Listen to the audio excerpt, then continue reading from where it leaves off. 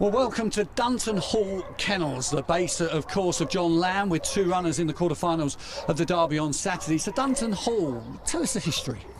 This hall was how I actually came up here. The vet who actually owned the place was a vet called Jean Jones, and she was the vet going back at Norton Keynes many years ago, and then progressed up to Perry Bar. And when Perry Bar opened, she was probably a major shareholder in it. She was one of the forces to get racing back in Perry Bar. And I used to have my kennels over at Weeford, and she used to let me come up here and gallop the dogs. And unfortunately, well, probably fortunately now, we lost the kennels at Weeford, and I asked Mrs Jones, well, it was her grandson actually, she'd passed, could I put my kennels up here, and that's how we came up here. But it's ideal because you've got the gallop on your doorstep, whereas before we were training the dogs, you'd have to travel 9 or 10 miles, come up and gallop. Now you can just walk out and gallop. It's terrific. Fantastic. And in terms of kennels, how many greyhounds you got on the strength? We probably keep about 40 in. Never really go over that number. I think it's hard with the staff we've got. It's, you know, everybody has to work hard to do 40 dogs, and we probably rarely see here a year as well. And we try and give every dog a fair crack of the whip, from the graders up to the open races. Are there plenty of space to walk, and as you say, you've got the gallop as well? Yeah, we've got the gallop. There's plenty of green fields to walk in. Having said that, HS2s came through now and they took a big chunk off of the lad who owns it, Pat. But no, you couldn't be in a nicer place. To be honest, to come up here every day is a delight. I can see it's a very busy part of the world. I mean, lots of heavy machinery coming through, and yourself on one at the gallop earlier as well. But HS2, I mean, you don't take too much notice of that? I mean, it's not impacting on the kennels at all? No. To be honest, it's come the other side of our kennels, and originally we had the gallop that side, and fair play. They've done a deal with Pat, and we got the new gallop put in, so I can't fault it, to be honest. Well, there's a clue of what we're going to be speaking about now. The Greyhound Derby, entry badge 1927, and the famous board that I remember seeing at Wimbledon Stadium.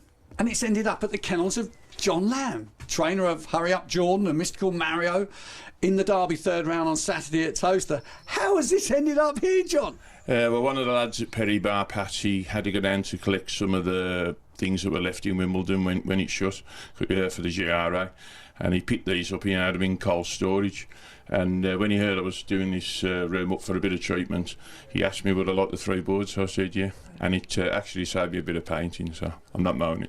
No, absolutely. I mean, some famous names here. I mean, of course, Mick the Miller, 1929 and 1930, Marbush Pride, 79, back-to-back wins for Patricia's Hope, 72, 73, Dolores Rocket misspelt there in 71, which has made me chuckle a little bit, and then a little bit later on at White City, and those two of those last 3 derbies, I was at Laurie's Panther 82, you were there 83, 84. Yeah, I went for I'm Slippy and Whisper Wishes. Particularly remember I'm Slippy because there was a lad from the village we come from in Ireland. He had a dog called Debbie Cut Lad in the final, and he actually got beat Shorthead and the Shorthead. So we went down for the whole derby that year. It was terrific.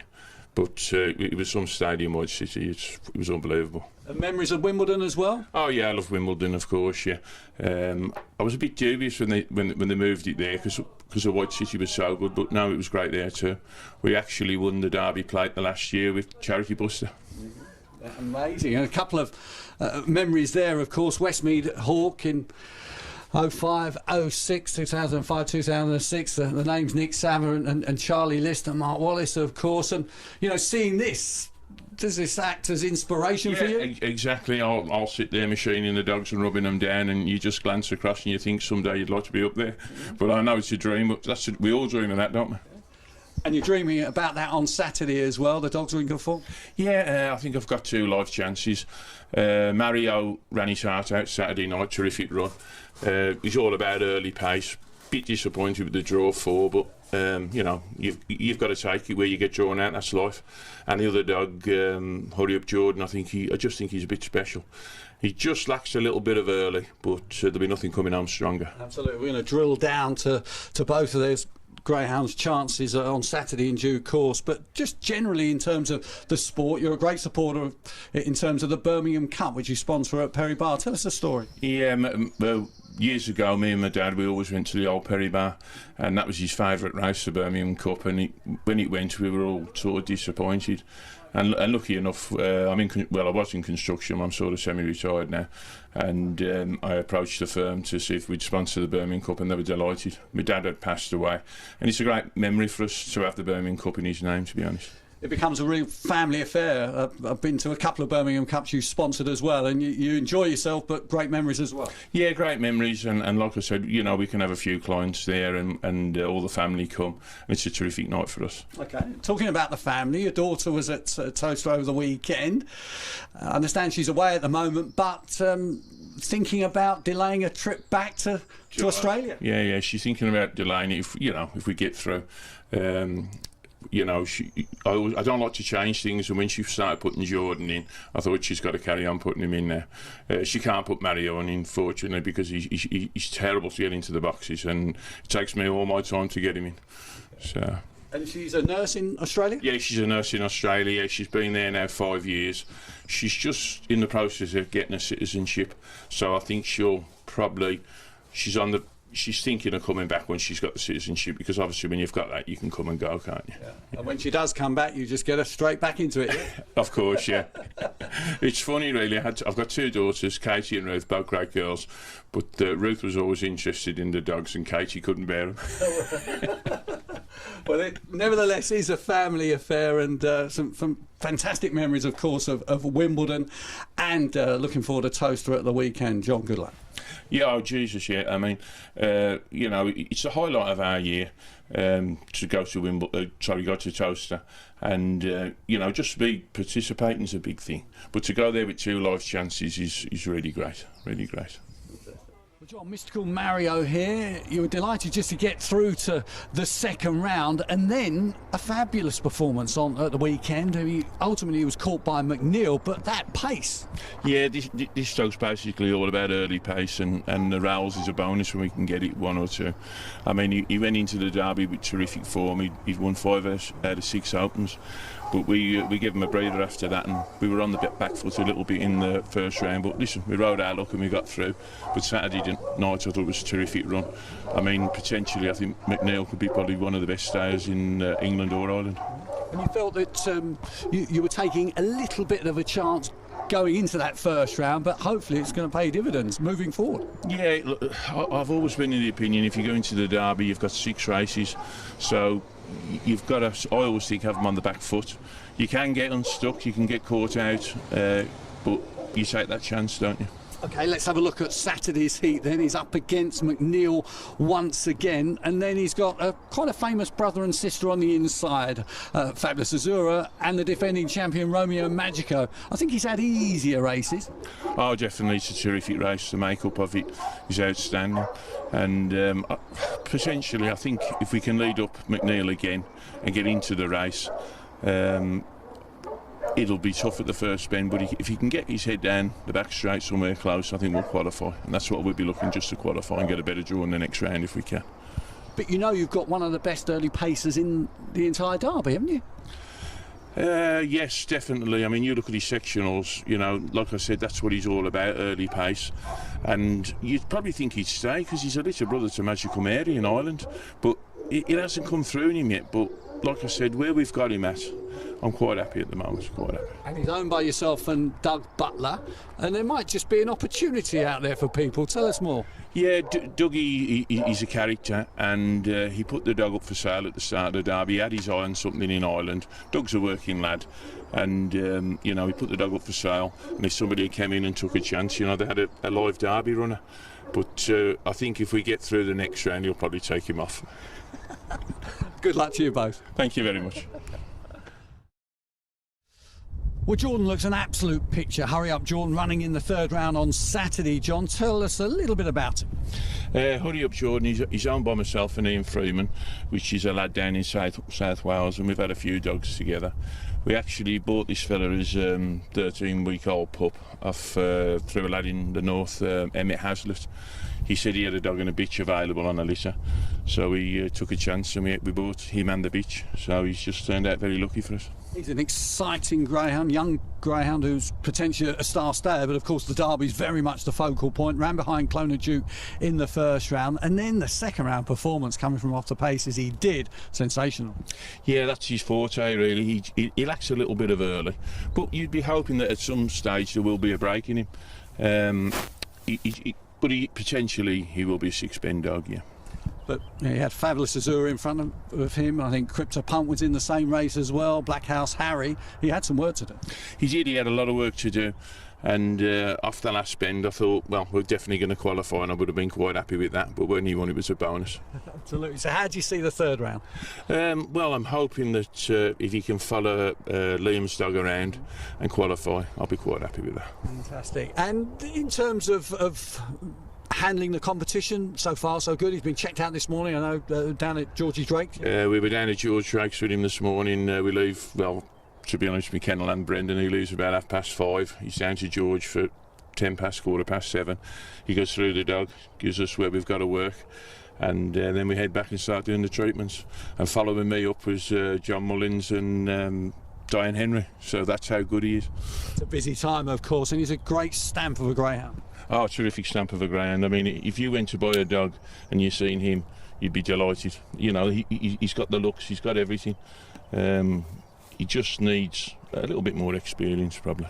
Good luck. Thank you. We've got two members of a litter that you've got here. I think there's 9 in the litter in total. Tell us about them. Yeah, they're out of the mother of Go-Go Harriet. I think she was Congress Sparkle, and they're out of Magical Bale. And we've 9 here. The sort of syndicate. Dougie Butler owns 2, which he's going to have back, and then the other 7 are syndicated. They're just 12 months old now, so we had them in the main paddocks down by the gallop, but we're just getting a bit cranky, so we've split them up now. We've got a couple there, and we've got divided them up really to give them a bit more space, and they'll be going into training shortly. We've actually brought 2 of the bitches into the kennels and kennelled them up with dogs, and they'll be getting, in the next couple of months, we'll be getting ready to go on the drag and then start schooling them. Excellent. And I was going to say, what's the sort of schedule for them in terms of when they will race? Well, they're 12 months now, and we tend to start giving them a bit of drag work about 13 months. And then potentially, I haven't quite made my mind up yet whether I schooled my last litter at Perry Bar, but I'm probably going to send these back to Damien McCann to school in the north of Ireland. So it's up there in the air at the moment. So they could be on their travels, and then they would come back to you at what sort of age? Oh, they'd be back with me by 14, 15 months, and the dogs I probably wouldn't race till 17 months, but the bitches would probably start racing 15, 16 months, and that's the start of the careers really. You said there's obviously perhaps a nationwide issue in terms of retired dogs here. You've got a few here, sir? Yeah, at the moment we've got 7 retired dogs, and probably, you know, that's why we probably would have had these brought into the kennels by now. But we have brought 2 bitches in, but we just have to wait till we get spaces.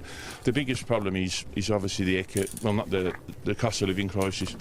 My wife Valerie, she does the rehoming with Stuart at Perry Bar, and where we basically used to have 19, 20 dogs on the list at Perry Bar, we're probably upwards of 39, 40 dogs now. But good news, in the last few weeks, where we do rehome at Elmdon, they're taking a few again now, and it might just start to pick up again with the help of God. You make a direct correlation to the cost of living crisis and the fact that people aren't just taking greyhounds or other pets purely because of the cost. Definitely, you can see what's happened. I mean, people are struggling, and if they can't look after themselves, they can't look after a dog, can they? And you know, it's not cheap, and probably the biggest thing they worry about is vet bills, because if a dog gets hurt on them, they've got to go and get a vet bill. It could be astronomical. That's the problem, isn't it? Insurance companies don't mind that, though. I know that. No. That's the thing. If they've got the dividends to cover it, but your actual working class people, they have a dog as a pet, and you know, some of them aren't clued up that way either. Let's get some background to the greyhound that is Mysitcal Mario, lining up in the third round of the Star Sports Derby on Saturday. Limerick and Galway wins, same Dan as Untold Zloty and Magical Kyle, already Derby heat winners, so he always had something about him. Yeah, on them 2 runs, Dougie Butler bought him. I think he bought him off of brother-in-law of Pat Guilfoyle's, and potentially the Limerick run was very, very good. But Dougie ran him in a couple of races, and I decided I'd buy a half share and take a chance in him. And I see that he was given plenty of time, plenty of trials, and then I think a first race at Towcester? Yeah, he had his first race at Towcester, and I can't remember if we won or not, to be honest, but he handled the track well, and I was pleased the way he went round there, so we said we'd go to the Derby with him. First win at July last year at Perry Bar, his home track as well, and then you knew you had a runner. Yeah, actually we did run him in last year's Derby, I forgot, but we just couldn't get the dog right, and eventually we got him right. So when he started performing at Perry Bar, you know, he turned out a good dog, and going into the Derby, like I said, he's won 5 out of 6 opens, which is tremendous. You know, it's hard work with any dog, isn't it? And given plenty of time over the winter, and as you say, a fantastic record going into the Derby, and I thought he was especially impressive on Laurel's night at Perry Bar. Yeah, he'd done a great run that night. So, I mean, he beat the likes of Lataro, which was a tremendous dog, and you know, like I said, once he leads up, he's a jealous sort of a dog, so he doesn't like getting past, and that's a good thing to have in the locker. Yeah, I think Ozark won in 28.03 and Mario won in 28.07, so again, that's top class. Yeah, and anything that can get to close to breaking 28 at Perry Bar is a top dog. I mean, you very rarely see dogs break the 28 at Perry Bar, so to get close to it, you'll be over the moon. Okay, win or lose in the Derby, and let's hope he progresses. What's the future for Mysitcal Mario?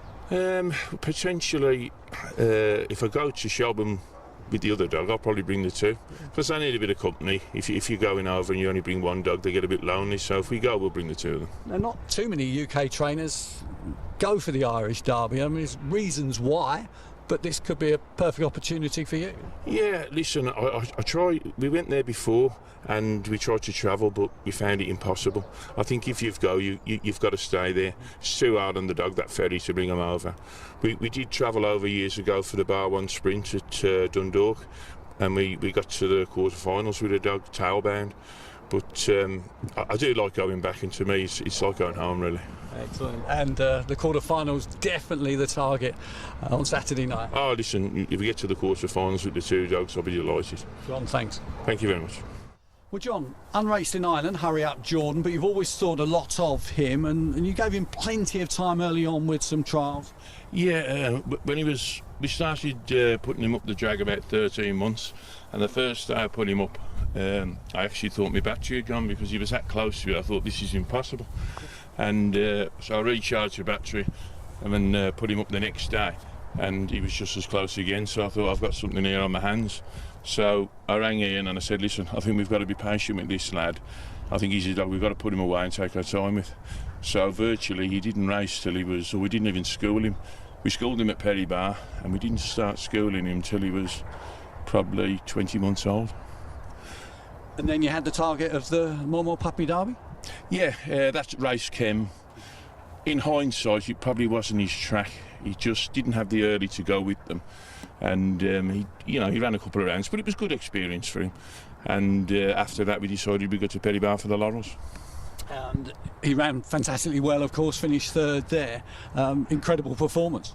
Yeah, for a young dog, against the quality he was running against, you'd have to be over the moon with him.